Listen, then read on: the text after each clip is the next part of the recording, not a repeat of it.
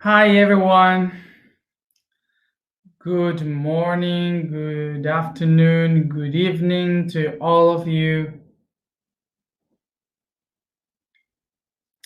How are you? And the topic to grab this month is the sun, which is the star of our solar system. So, just to remind you, sun is the name of our star. There are billions of stars, and our star in this system is named Sun. The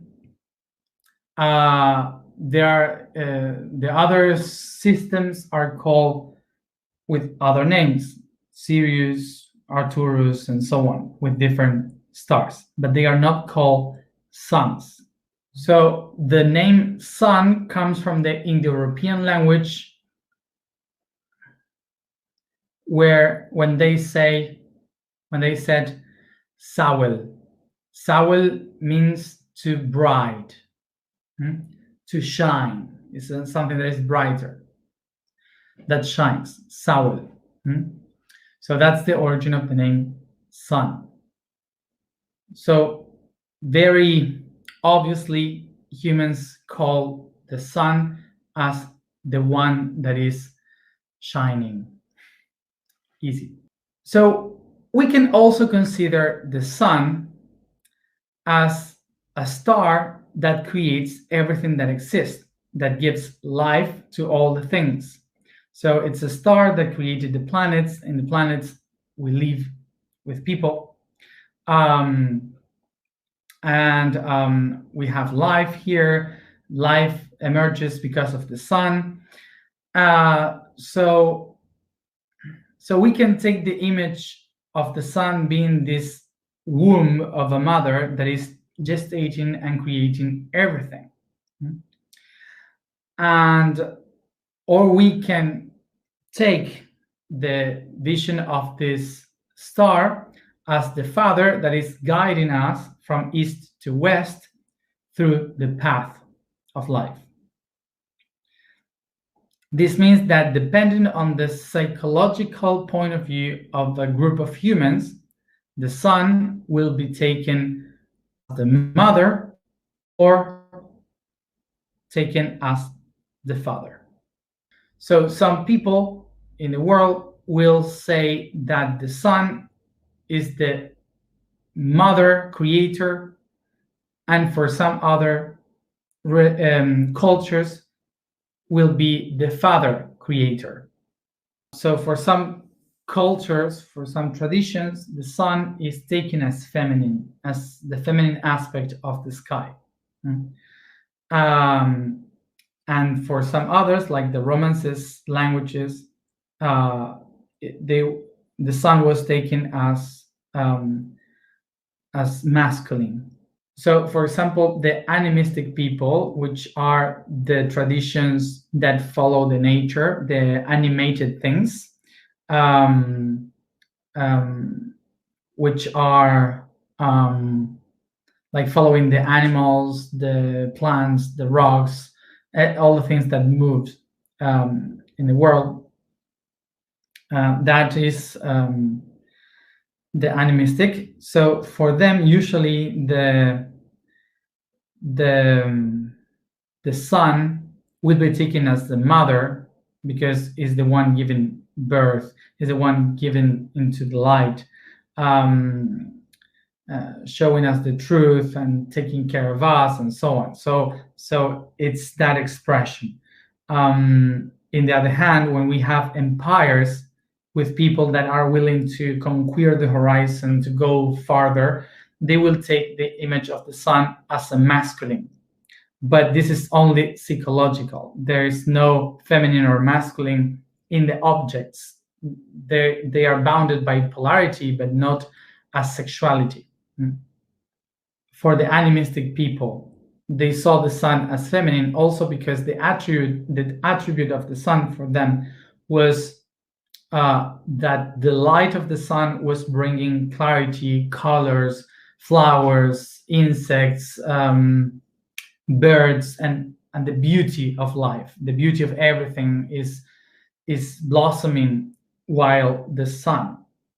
So that's why the concept of the sun for them was a feminine aspect, that they created the reality that made it all beautiful. And in the other side, for the people that were much more imperialistic, that had a civilization, the sun represented the strength, the race that cut the ground, that makes everything dry, that moves forward in the horizon. So that's why they take these masculine concepts of it. So the same thing happened with the moon. For some cultures, the moon was not like feminine, the moon was like masculine, because it was the one protecting the people during the night, so defending them in the darkness. Okay, so depending on the psychology of the people, of the cultures, they would be taken as masculine or feminine. But nothing of that really matters or is taken in account when we get out of our cultures and we just see and look at the sun as it is, a star. So first of all, the sun is a star made with hydrogen and helium. So both of them are doing reactions, chemical reactions, that burns constantly, okay, under a great pressure. So the burning of these two elements, the chemical reaction of them, is the one that makes everything to burn like fire. Just parenthesis before I start to explain this.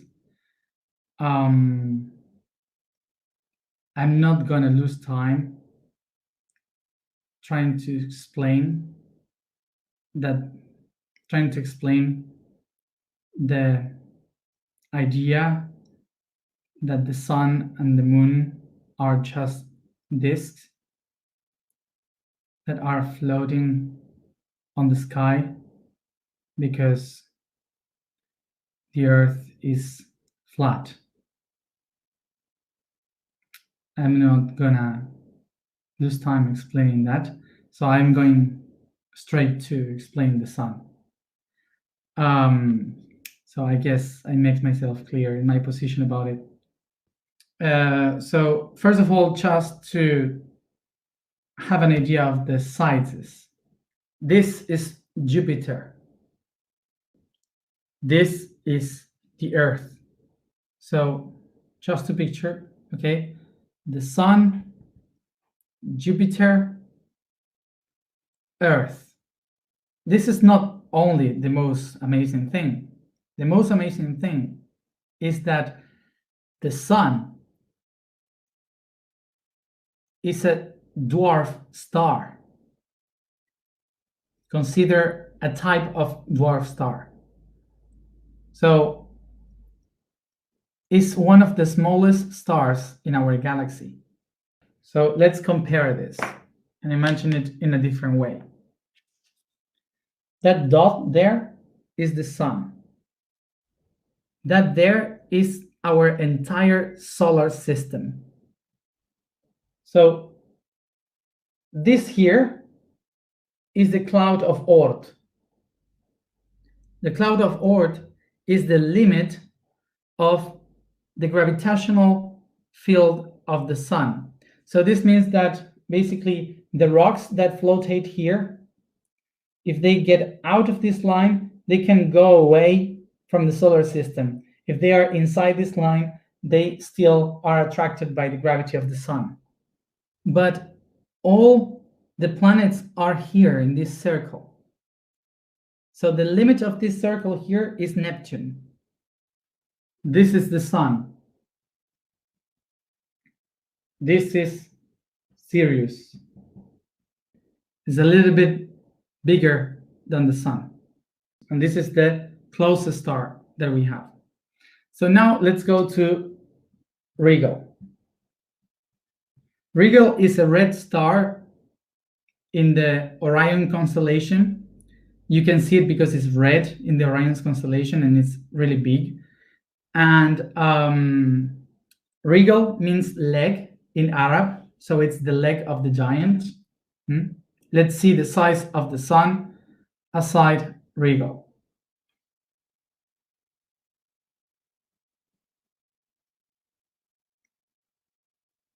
So do you remember Cepheus, the constellation? We have spoken about it. So Cepheus is one of the constellations that has these biggest stars known until now. Let's imagine that this star here is VV Cephei. Okay.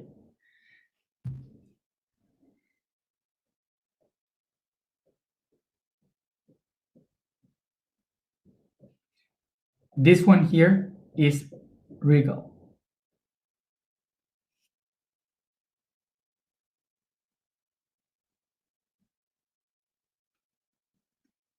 So this here is the sun. So in this size we have Arcturus, Antares. This is our star, the sun. It's only a grain of sand. And this is also a star within a galaxy. So just to picture how big this is,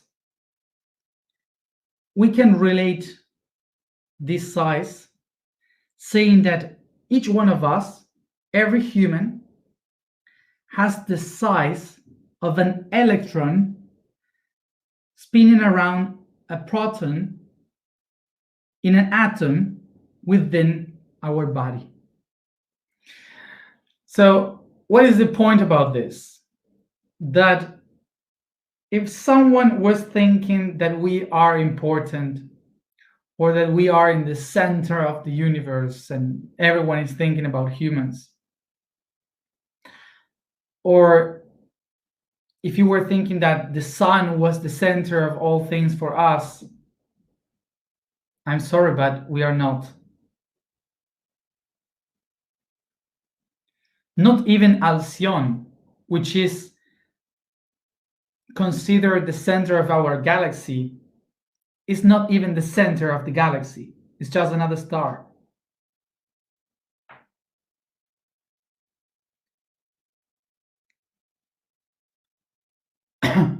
We are nothing. So I repeat again, we are simply an electron attached to a proton, which is the Earth, which is inside an atom, which is the solar system. So I repeat again, we are not important. We are not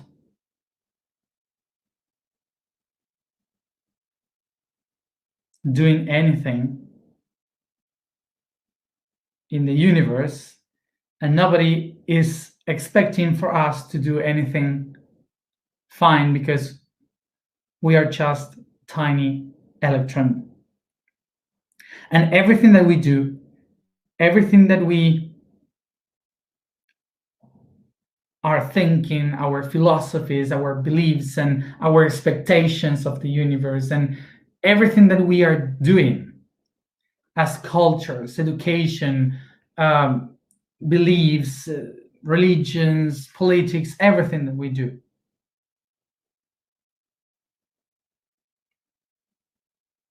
is not even heard. It's like just a tiny electron that is trying to call the attention, moving faster and creating a little bit of heat. But that heat will be only heard if it is able to create a chain reaction. If this electron doesn't make a chain reaction, you don't even feel the heat. And now I will repeat again. Have you seen this? Nothing. So I will bring all this Aquarian energy to be able to start again. So bringing this energy of Aquarius, let's think about this. We are nothing. We don't exist. We are just a speck. We are just nothing. We are not in the center. We are not important. And to understand this, I will ask you a question. Have you ever sat down and asked yourself, what is the electron that is behind my right knee doing right now?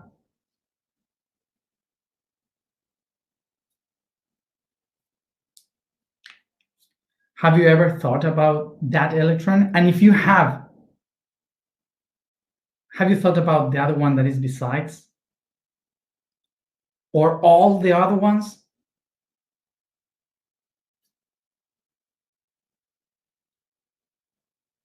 Let's be very sincere. How many times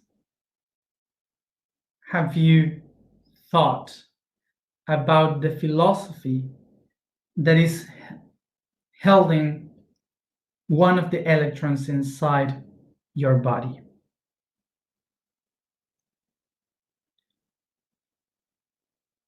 Maybe sometime. So I think that once I just thought about three electrons in my body, what they were doing. But the rest, I have no idea. So have you ever thought about how many electrons do you have within your body? Maybe more than the amount of stars in the sky? More than trillions? And now I ask again, now you know this, and you have this idea that we are electrons spinning around in life. Do you think that anybody in the universe is thinking about what we believe in?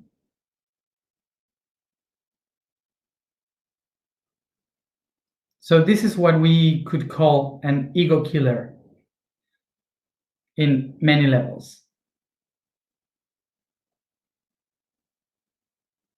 So why is important this ego killer idea? Because not because the ego is something wrong, but because we have a misconception of what ego is. So we have our idea of the ego was born only in mammals. Mammals, not even the planet. Mammals is only one species. Only one in this planet. So why our ego is based in mammals? Because something that we all have done in our life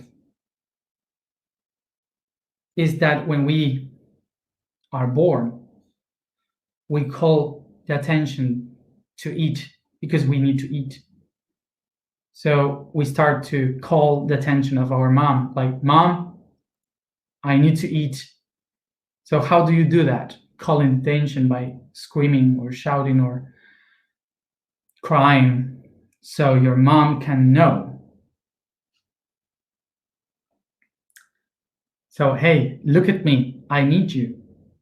So why is something from the mammals? Because the ego is formed in that moment by the psychology of saying, in order to survive in this world, I need to call the attention to the ones that can give me the things that I need to survive. So this is why our body physical body was programmed in order to be seen, so people can watch us and take care of us.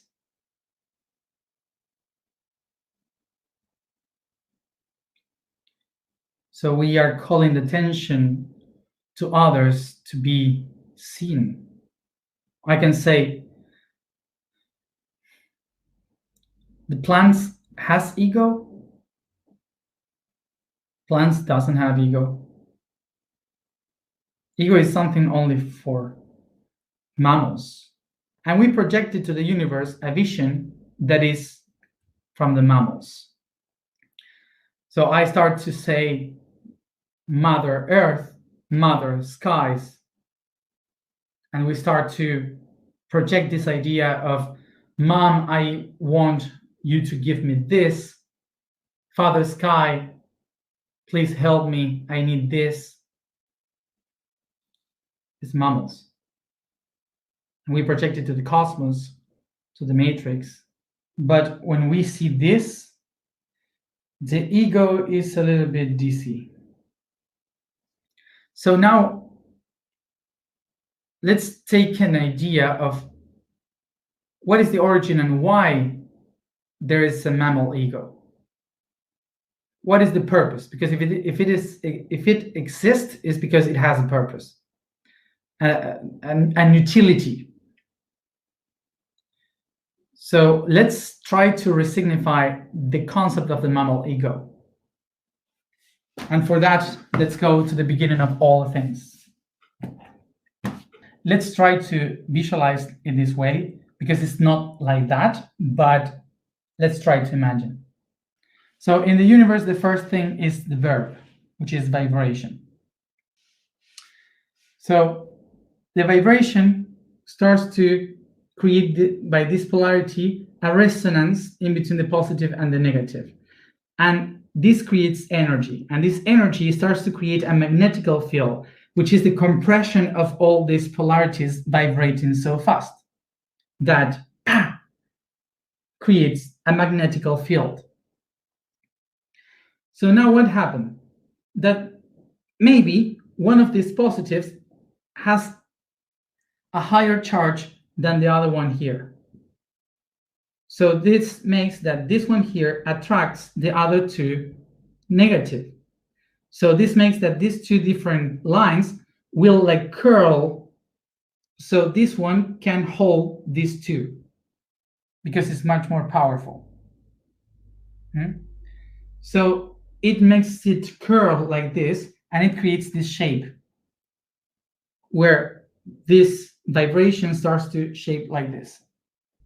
This creates a contraction of magnetical field in which the positives and the negatives are exchanging too much energy. This conjunction of all this vibration is the one that will make that this that was before a vibration makes itself into a particle, a physical aspect. So to understand it in a human way, or much closer, it's like we have these two waves here, and these currents get colder and colder and colder, and it creates ice, something stronger. So what happened here? That if this vibration here has lower charge, which is negative, and the other one comes and it's positive, it has much positive charges, they get together as the same vibration. So they got together in polarity and creates a new one. So this here starts to reproduce through time and space so much that they start to create particles that we call protons, electrons, neutrons. So, and this, remember, and these particles creates atoms, and the atoms creates molecules, and the molecules composed, chemicals composed, and so on. So what is this doing? This is constantly trying to find unity. They get together once and again, trying to find what? Balance in between the charges. Now, as you see, everything that exists after this is just a conjunction of this same system. So nothing else really exists. Nothing. The only thing that exists is basically this willing of balance between the positive and the negative. This is why I used to say we are nothing, because we are just another way that this system is trying to look for balance. And we humans, to this, we put a lot of cultural weight, emotional weight, biological weight, and so on. So there are some people or some beings that are looking for this from the spiritual world, the emotional world, the physical world, different ways, but all of them, all of us are looking for the same: balance, harmony. So all this finds the balance in the moment when many of these vibrations find the pressure and conjunction to create this structure, the toroid. So this is looking for an energy. So when this finds the balance to create the torus, it creates its own machinery to regenerate its own energy constantly. So it doesn't need for others to find the balance, it does it by itself. All of this is the verb, is the vibration that we call am. And the compact shape and strength of all of this together is called I, me.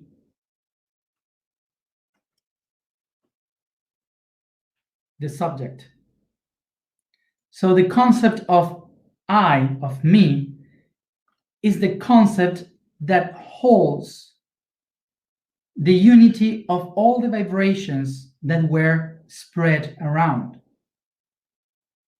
So through billions and trillions of years, what the whole cosmos is trying to do is to put all the things that were spread together, unifying in the quantum level, in the physical level, in the evolutionary level, the stars, the galaxies, the planets, all of them trying to be whole in one concept, which is this. And we humans, mammals, we did exactly the same, following the same pattern.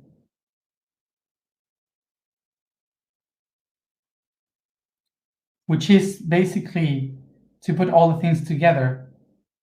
So to look for this negative, we call it to eat. To look for balance, we call it to sleep. To look for another particle, we call it to reproduce. But it's the same. We are doing exactly the same. So all human ideas that we can have of the universe are humans. It's a human idea. It's not the real universe. Now, as we have seen here, we have three types of me. Now we have three kinds of ways in which we absorb this energy. One is the spiritual ego, the other one is the emotional ego, and the other one is the physical ego. So now, for example, the most known is the physical ego, which is the one that tries to absorb all the things that it has around in order to survive. Okay, so it's the negative energy that is absorbing the energy from the outside. So that's what we know as I want to be beautiful, I want to hold the beauty, I want to hold my life, I want to be young all the time. The one that wants to be seen by many, to be remembered by many, and That's the normal ego that we all know. And we all have that. Otherwise, we are dead. Maybe some people have this ego, physical ego. Some people has a lot of ego, but if you don't have it, you are dead. Because it's the ones that allows you to live. So the emotional ego is the one that relates with the inner self, the one that is inside, the one that relates with the energies of the environment, that wants to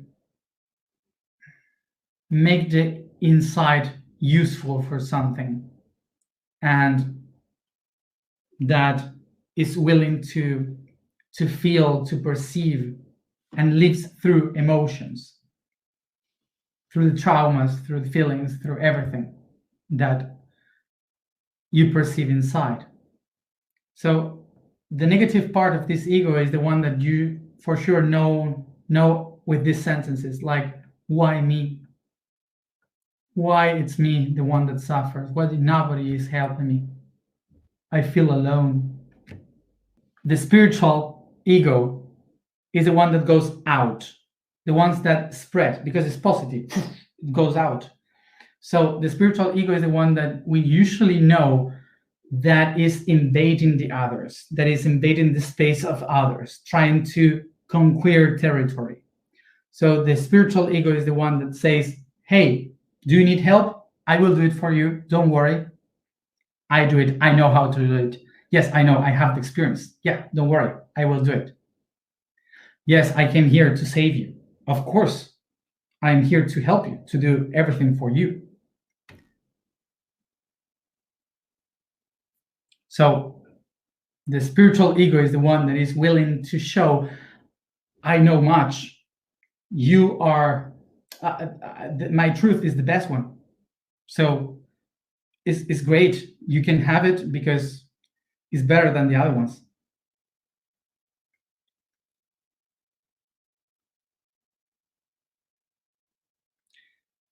Spiritual ego. But these three egos, what they are doing, they are just trying to make this machine to work,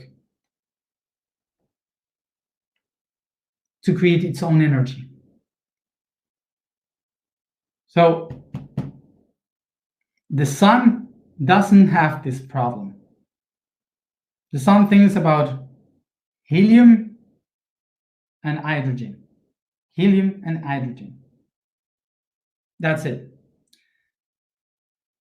We are humans, mammals. So as humans and mammals, we have these problems. I want to be seen. I am the best one. I can show the best. Why me? And all these kind of things. But for the sun, it's just helium, hydrogen, helium, hydrogen. That's it. There's no all these conflicts of spiritual, emotional. This is just the ego being practiced by mammals. Ego being practiced by mammals. So once we get this, we will know that we are just another vibrations and electrons, particles, trying to organize in a different way. So now think about this. If all these billions of experiences and expression of the universe are just trying to find the balance, to find different ways, we humans are just another expression of finding that balance. So maybe we can say we are not important, but I would say this. In between all these options, the universe decided to create this option, Matías, and you, your names. So we have to become the best option of ourselves, because we are practicing on finding that balance, and we have been chosen as an option.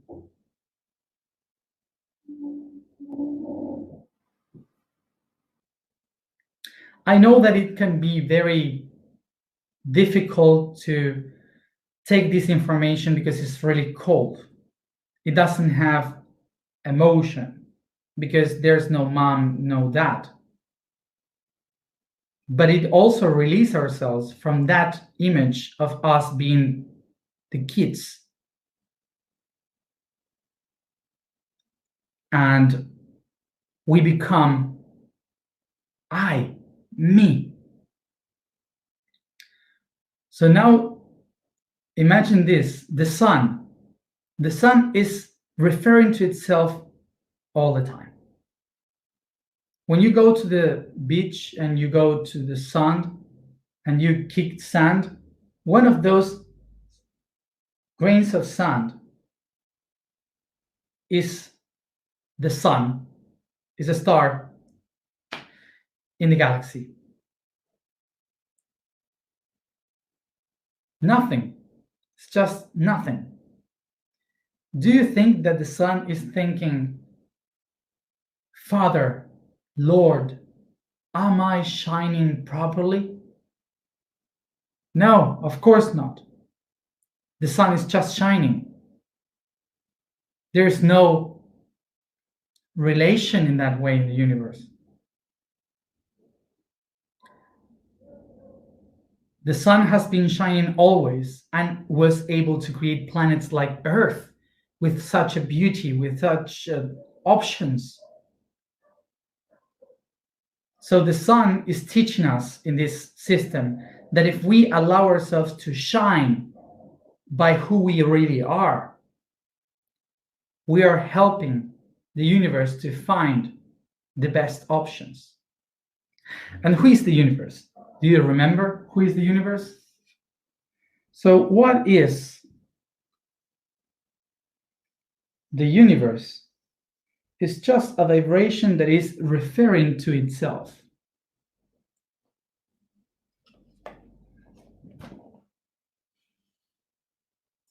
That we can call it mind, we can call it emotion, we can call it physics.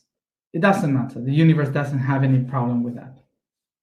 Not because it doesn't have an ego, don't care.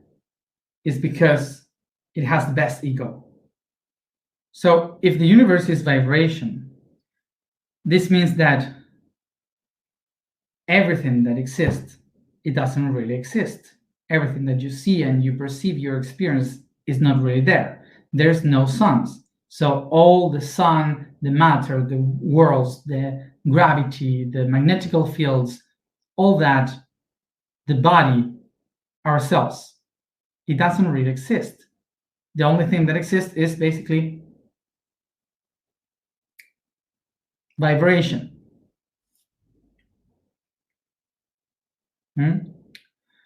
Only that.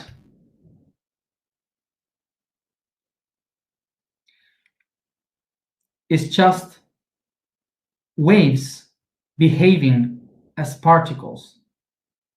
So now, if we keep relating this with the sizes of everything, we can understand that if everything is a particle, which is a wave, so we, being the electrons of this planet, of this galaxy, if we vibrate, if we change our vibration, we can change the galaxy. So remember, if the galaxy doesn't really exist because it's just particles, it's just waves behaving as particles. So if we change our waves, the symphony, we can change the whole galaxy. So to understand this, we have a practical example, which is the evolution of species. And not the Darwin one, just a part of it. So what is really evolution? Evolution is basically a constant mutation because of the sun radiation. As a summary, we are mutants, all of us. Each mutation in our world is the creation of a new species.